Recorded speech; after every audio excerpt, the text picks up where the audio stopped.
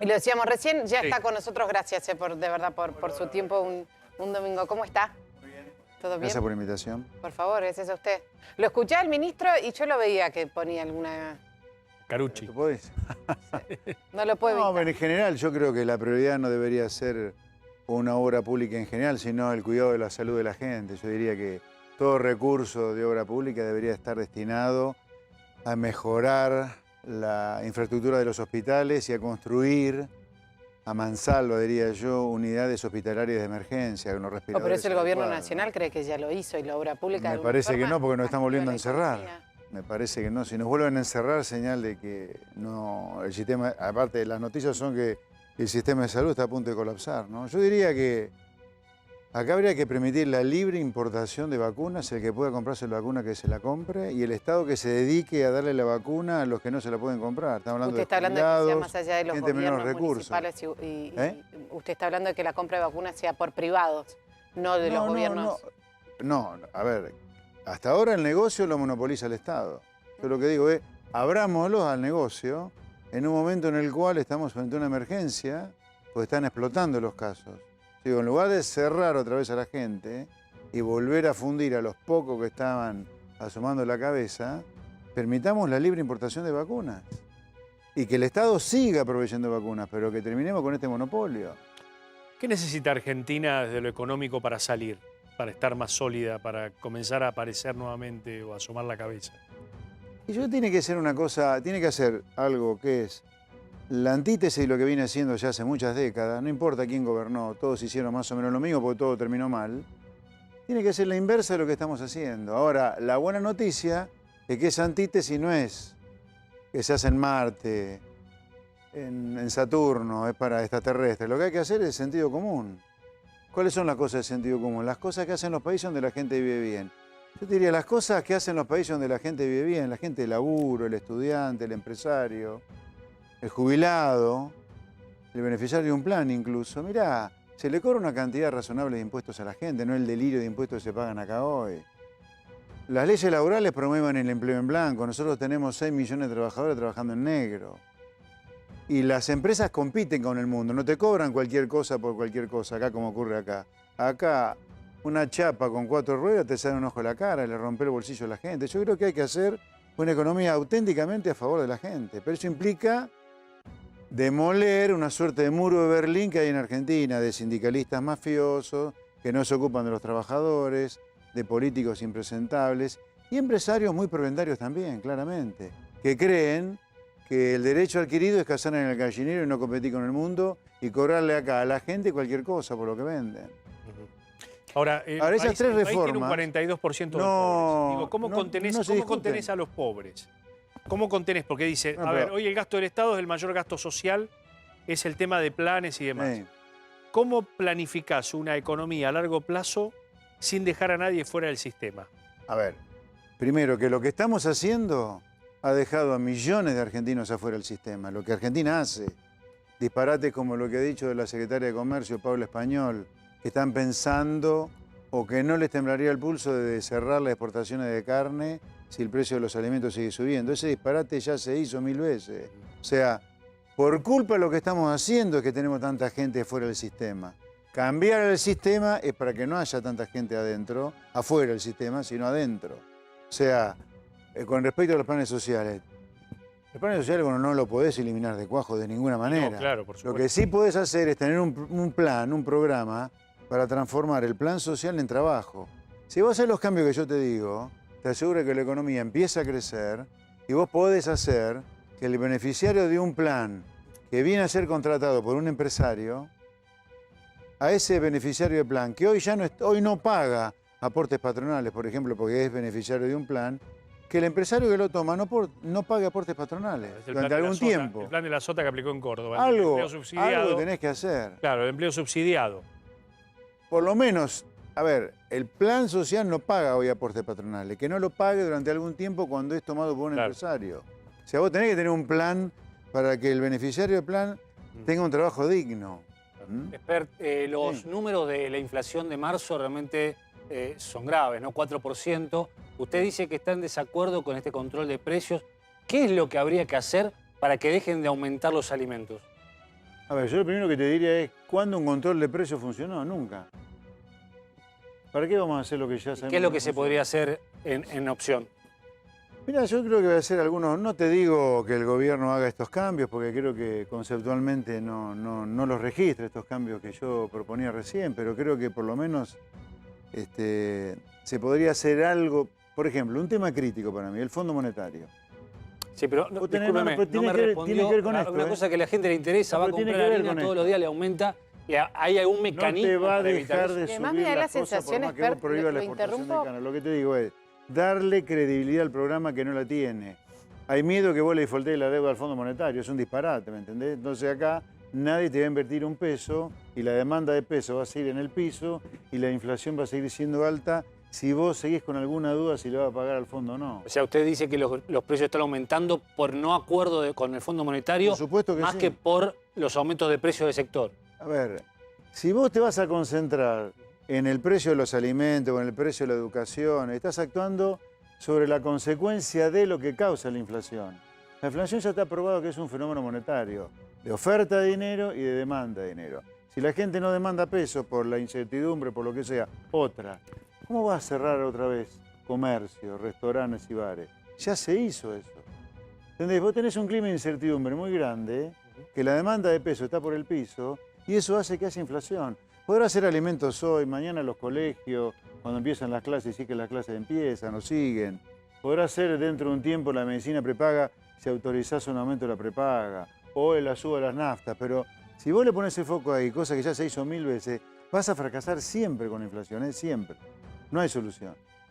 No, a mí me impresiona, con absoluto respeto lo digo, porque uno, si hace memoria y hablaba en off con algunos funcionarios del gobierno anterior, decían lo mismo que usted, que ningún programa de control de precios funcionó y es real, y terminaron aplicándolo y hablaban de los supermercadistas como los grandes hacedores de precios del país, y era una de las cuestiones con las que más batallaban y que nunca ningún gobierno pudo bajar. Bueno, O sea, pero si, a ver, lo que es increíble en Argentina es que sigamos insistiendo y repitiendo cosas que ya no funcionan. pero de cualquier color político. Sí, claro, pero acá esto es... ¿Y por qué A ver, Expert mi el día de mañana preocupación- podría decir algo diferente? ¿Cómo? ¿Por qué Expert el día de mañana, como funcionario de algún gobierno, podría decir algo diferente? Porque yo hace 30 años que digo lo mismo.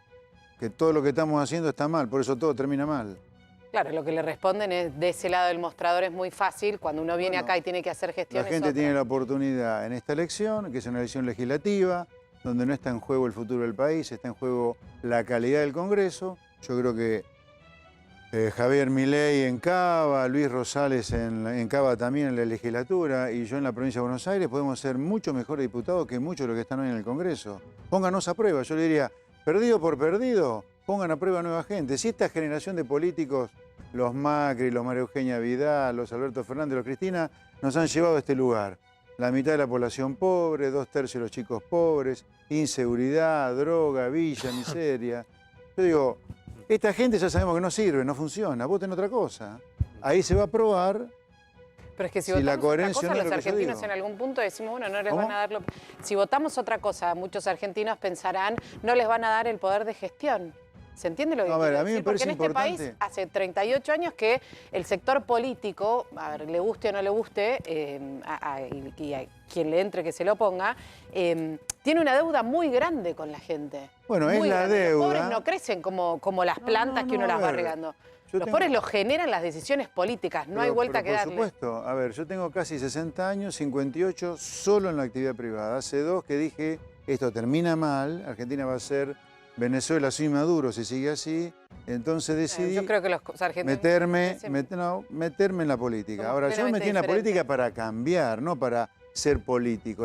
A mí me la resulta política para difícil cambiar. ver el cambio en alguien cuando en realidad hace 38 años, de verdad, a ver, a lo que voy es Bueno, pero muy ahí difícil. yo le pongo el sallo a la gente, yo le digo, acá hay que interpelar a la gente también. La gente tiene que abrir la cabeza y decir, apostemos una cosa nueva, porque lo viejo ya no funciona, ya sabemos que no funciona.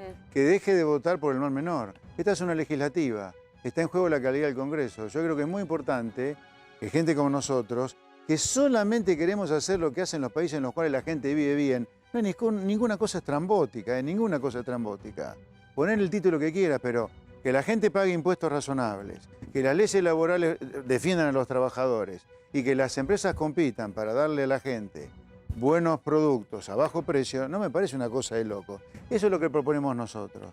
La gente tiene que salirse de la falsa grieta y darnos la oportunidad a gente que venimos del mundo del trabajo, que sabemos lo que es pagar una quincena. ¿Y qué opinión le merece el cambio de la fecha de las el legislativas? infierno de los sindicatos, sabemos lo que es pagar una tarifa, sabemos lo que son las crisis. O sea, nosotros venimos del mismo lugar de mucha de la gente que nos vota. Pichetto, Cristina, ¿vos tenés que saben lo que es un problema laboral? Hace 40 años se dedican a la política. A ver, yo no tendría ningún problema con esta política a la cual nosotros criticamos. Si Argentina fuera un país pujante, que crece, rico, pero están dejando un país destruido. Ahora, José Luis, ¿por qué no dentro de un espacio de los que hay en danza? Porque cuando uno se corta solo, como te pasó en el año 2019, algunos sectores dijeron Esper fue funcional al kirchnerismo por haber planteado una propuesta republicana muy parecida a lo que planteaba Juntos por el Cambio, pero con ese halo de que venía de un sector nuevo. Digo, ¿no te sentís funcional a lo viejo cuando vas solo? No, a ver, no me siento funcional porque yo no es que digo esto ahora porque empecé a experimentar la política. Yo dije lo mismo 30 años, por lo tanto no es que yo, porque me dedico a la política, digo esto porque me conviene. Yo dije siempre lo mismo. Está claro eso. Primero en el llano y ahora en la política. Pero yo digo, ahora, si no estás dentro de las estructuras partidarias, no sos funcional. Yo te iba a contestar a poquito la pregunta. Entonces, la primera cosa es que yo no digo esto porque quiero sacarle votos a alguien. Yo digo esto porque siempre lo dije. Claro. Ahora, sobre la funcionalidad del kirchnerismo, yo creo que no ha habido partido o frente más funcional al kirchnerismo que Cambiemos. Gobernó tan mal que hizo que volviera al kirchnerismo. Y como oposición, le votó leyes claves al kirchnerismo. La ley de alquileres, que ha destruido el mercado de alquileres, es del ideólogo de Lipovetsky, de Cambiemos. La ley de góndola la votó Cambiemos. Entonces, el Cambiemos ha sido un desastre como gobierno y funcional al kirchnerismo como oposición. Entonces, dejando claro que el fracaso, en todo caso, de que haya vuelto el kirchnerismo no es de José Luis Esper, sino de Cambiemos, yo lo que le digo a Cambiemos, si realmente ahora quieren, viste que Macri habla de que quiere ser, de que es liberal, Patricia Bullrich anda carancheando liberales y además ha abierto una línea llamada proliberal, ya que ahora son tan liberales, de pronto han descubierto el liberalismo, digo, ok, vamos en interna todos los que creemos que hay que hacer ciertas cosas, pero solo si firmamos un acuerdo, Cornejo, Macri, Patricia Bullrich, María Eugenia Vidal, Lilita Carrillo. A ver, firmemos estas tres cosas que necesita Argentina para derribar su propio muro de Berlín. O sea, sería ponerles un denominador común. Claro, pero no votar. O sea, sálganse de Cambiemos, hagamos un frente que realmente quiera cambiar la Argentina y firmemos tres cosas nada más.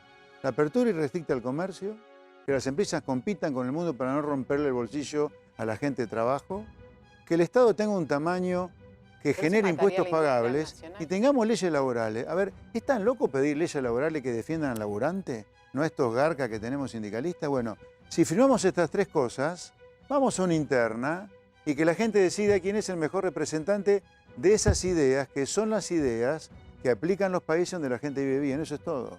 Entonces, funcional al kirchnerismo no ha habido más que Cambiemos acá.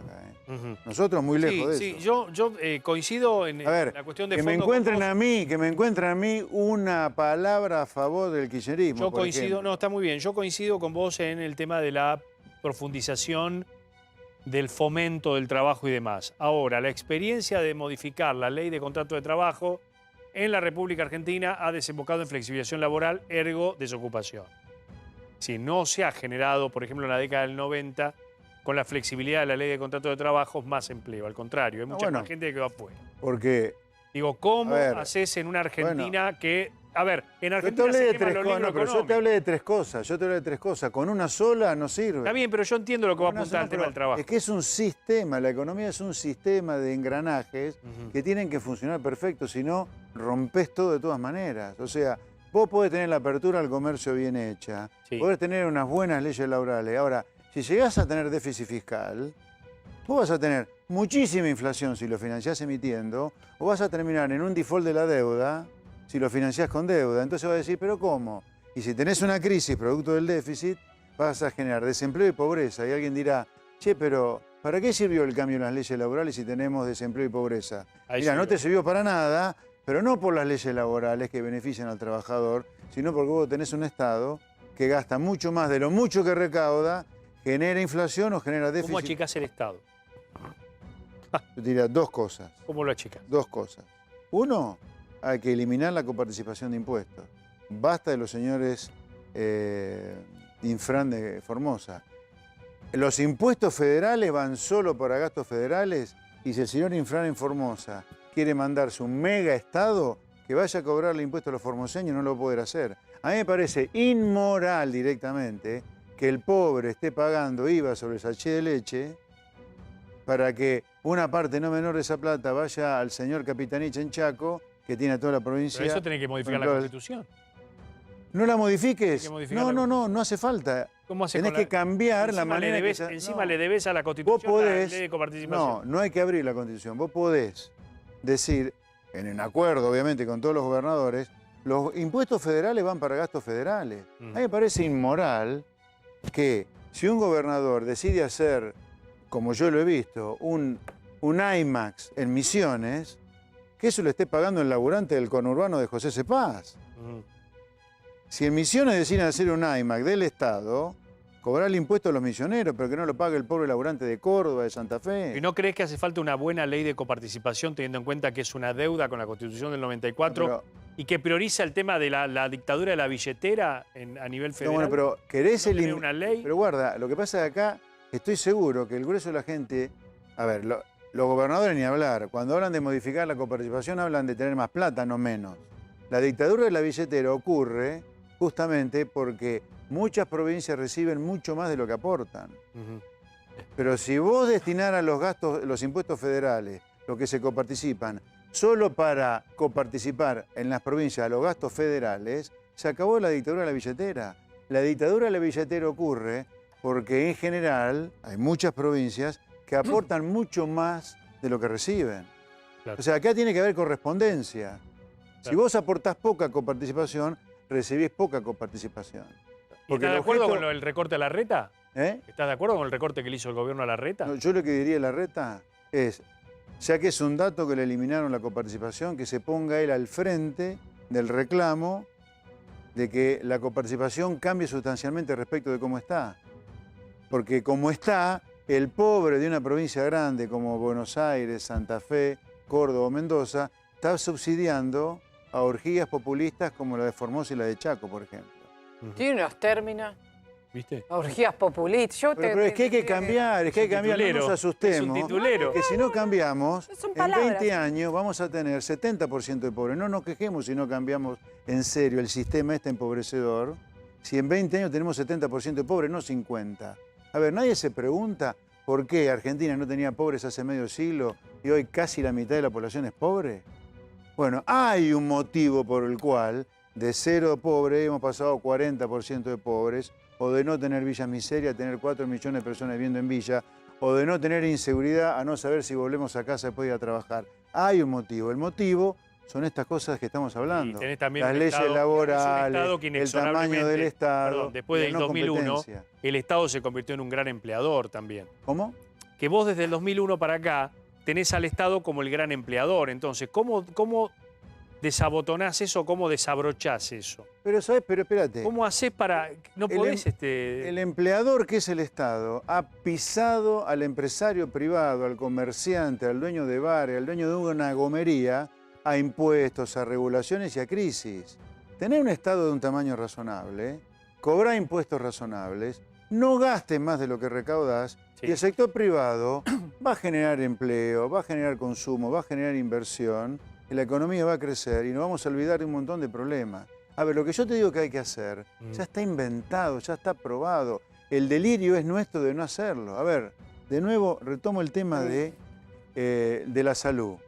Acá se inauguró un estadio de fútbol en Santiago del Estero, mientras entre los kirchneristas se afanaban las vacunas. O sea, ¿me entendés? ¿Quién se muere de hambre si no haces el estadio en Santiago del Estero y destinás esa plata a vacunar a la gente? Nadie. Estamos hablando de cosas de sentido común, la que yo te digo, ¿eh? No es nada. Siguiendo la línea de lo que está diciendo, la pregunta, siguiendo la línea justamente de lo que está diciendo, la pregunta es ¿cómo hubiera gestionado usted en la pandemia?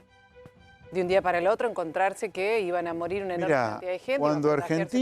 Cuando Argentina empezó a sufrir los efectos de la pandemia, ya en China, en Europa, en Estados Unidos, ya estaban los efectos de la pandemia. Así que uno podía aprender de los exitosos en ese momento y de los que estaban fracasando en el mundo en ese momento, qué había que hacer. Pero no se sabía algo de que era sentido éxito y común. que era fracaso. La cuarentena debería haber durado 40 días. En esos 40 días testear de manera masiva. Sin ¿sí? testeos, porque Fortificar, testear, bueno, acá no se testeó a nadie, ¿eh? Claro. Testear de manera masiva, hacer todo lo que no se hizo. Testear de manera masiva y fortificar el sistema de salud. Y después empezar a probar, abriendo y cerrando, a ver cómo reaccionaba la población. No, acá encerraron a los enfermos de COVID y a los sanos de COVID. Y a los sanos lo fundiste entonces. Un disparate total, es como ahora.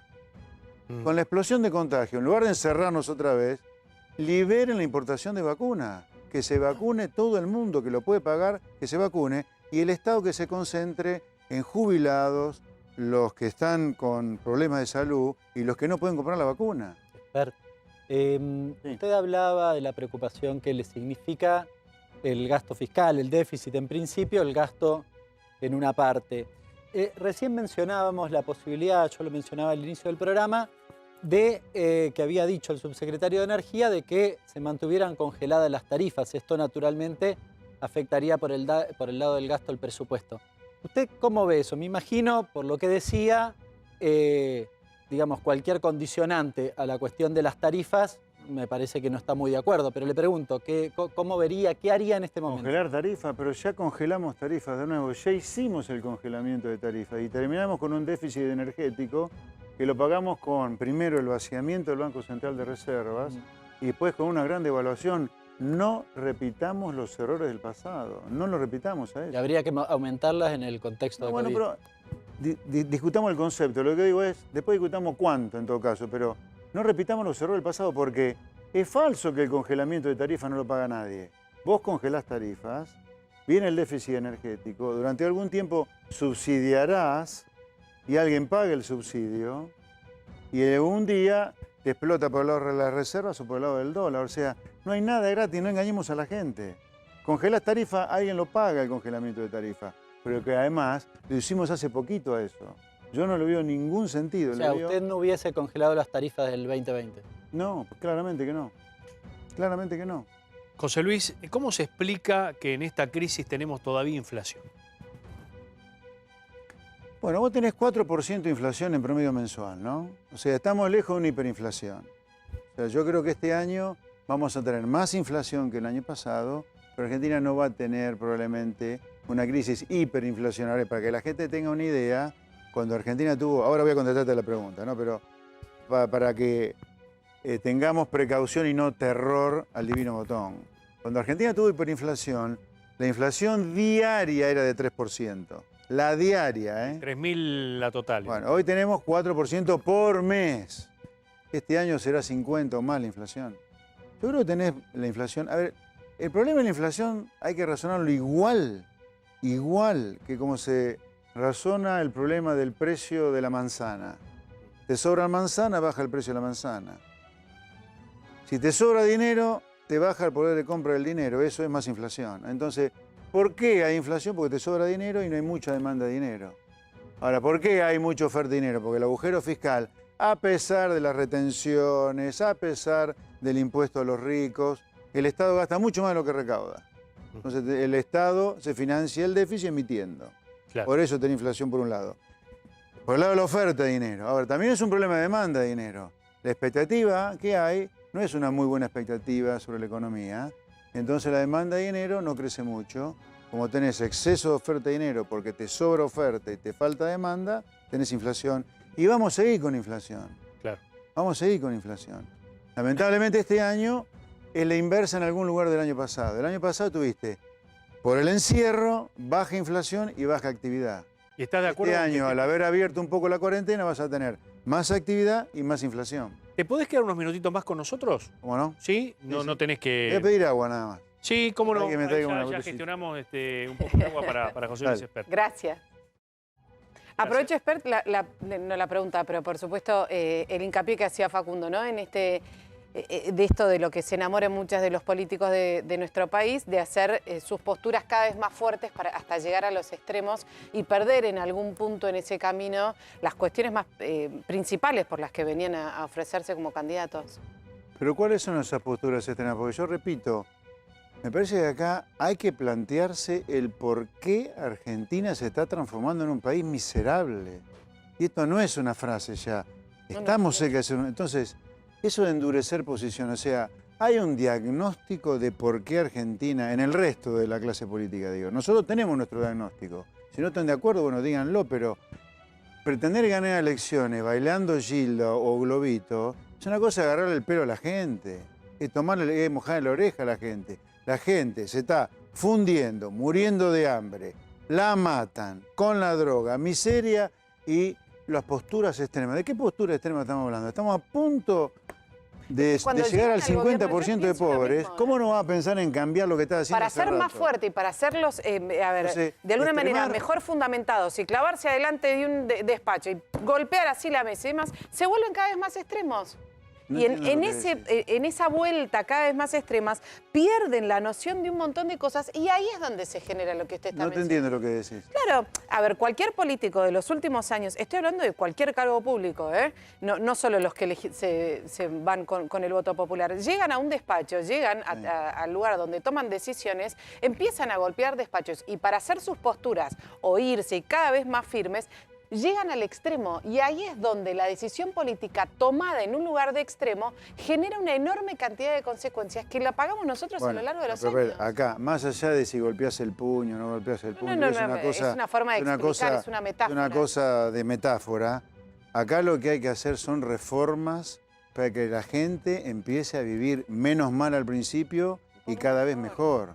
No se trata de gritar el puño, sino realmente tener un diagnóstico de lo que nos pasa. O sea, yo digo, tenemos leyes laborales que han generado 6 millones de trabajadores trabajando en negro. O sea, a ver, al revés, tenés 6 millones de trabajadores trabajando en negro. Es el 40% de la fuerza laboral de Argentina.